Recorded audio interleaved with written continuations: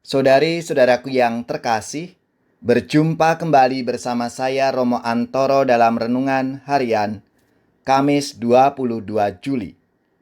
Hari ini bersama seluruh gereja Katolik kita pesta Santa Maria Magdalena. Semoga kita selalu dalam keadaan sehat, baik, dan tetap bersemangat. Inspirasi kita hari ini dari Injil Yesus Kristus menurut Yohanes, bab 20, ayat 1, dilanjutkan ayat 11 sampai 18.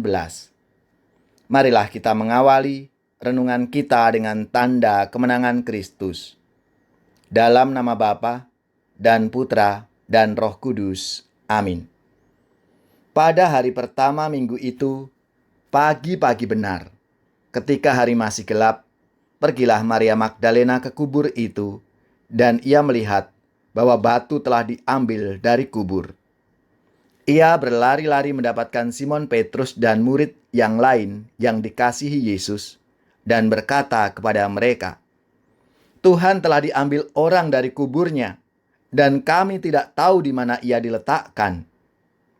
Tetapi Maria berdiri dekat kubur itu dan menangis.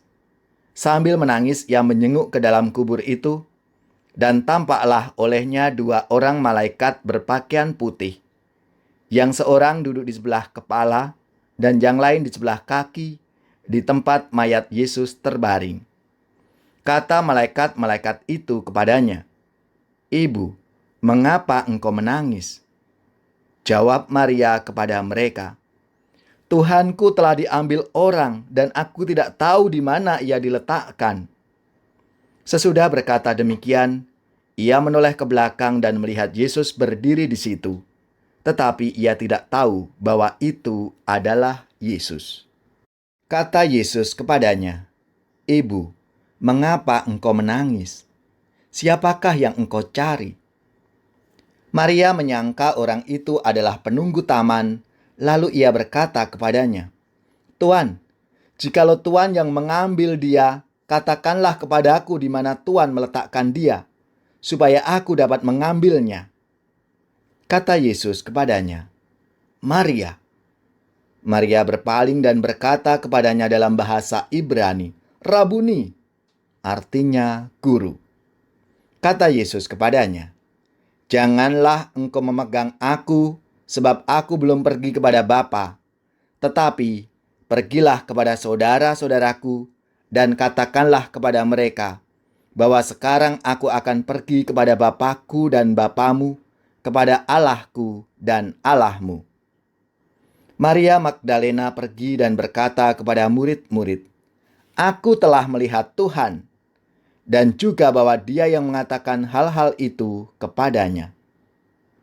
Demikianlah sabda Tuhan. Terpujilah Kristus. Saudari-saudaraku yang terkasih, selamat dan profisiat untuk gereja, paroki, lembaga-lembaga, dan juga saudari-saudari yang pesta nama Santa Maria Magdalena. Semoga semangatnya memberi inspirasi dalam hidup dan karya pelayanan kita semua. Peringatan Orang Kudus mendatangkan bagi kita rasa syukur karena hormat dan cinta bakti kepada Allah, menjadi sangat nyata dan teladan bagi kita untuk mewujudkannya dari hari ke hari. Santa Maria Magdalena yang kita peringati hari ini menunjukkan kepada kita sisi pembalikan kehidupan. Karena Maria Magdalena dibebaskan dari 7 roh jahat yang menguasai hidupnya. Baginya, Yesus menjadi pembuka masa depan setelah dirinya dibebaskan dari 7 roh jahat yang membelenggu hidupnya. Hal ini yang membuat ia ambil bagian dalam karya dan pelayanan Yesus. Ketergerakan hati dan pembalikan kehidupan karena dibebaskan dari kuasa kegelapan yang dilambangkan dengan 7 roh jahat menawarkan kepada kita ajakan pembalikan terhadap hidup, sekaligus keterarahan pada cara hidup yang baru. Dengan teguh, Injil Yohanes menuliskan kesaksian keberanian Maria Magdalena. "Aku telah melihat Tuhan," dan juga bahwa Dia yang mengatakan hal-hal itu kepadanya. Maria Magdalena mengasihi Yesus dan terpikat pada warta kerajaan Allah yang diajarkan, sehingga juga menikmati kesatuan dengan yang dikasihi. Maka kasih diikuti sukacita. Saudari-saudaraku yang terkasih, kita bersyukur mendapatkan aneka kesaksian dan cara hidup dari santo santa yang kita hormati, dari para aktivis gereja, serta keluarga-keluarga, juga para imam dan religius yang mengalami sukacita dalam hidup sebagai saksi-saksi Injil. Sesudah dirimu diselamatkan, jadilah saksi Kristus.